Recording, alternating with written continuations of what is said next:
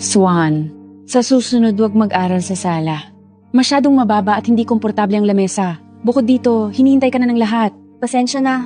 Akala ko matagal pa kayo mag-usap at wala akong sariling kwarto, dito ko ginawang takdang aralin. Hindi sinabi sa amin na nandito si Miss Lynn? Pasensya na po, Mr. Nico. Kasalanan ko. Mom, pasensya na po. Kasalanan ko po. Mabuti naman, hindi mo kasalanan. Ang pangit ng acting. Ganito ba kababaw ang mayayaman? Ang kilos niya ay maayos naman ngunit taga-probinsiya siya. Kaya hindi maiiwasang may mga masamang gawi siya. Ang pagpasok ngayon sa school ni Zia ay hindi na rin angkop.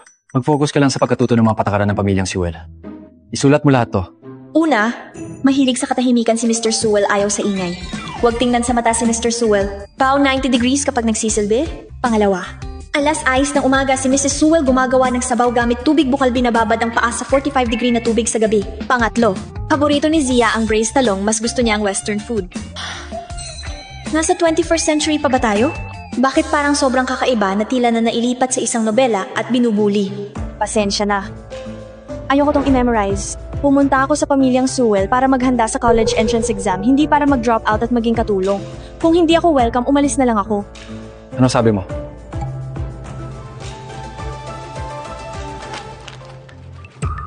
Kasalanan ng butler. Binigyan kanya ng patakaran sa mga katulong. Pag magalit, Para protektahan si Zia, kailangan mong magbayad ng kapalit? Pwede ko bang humingi ng paumanhin? sige. Gusto ko pumasok sa school ni Zia.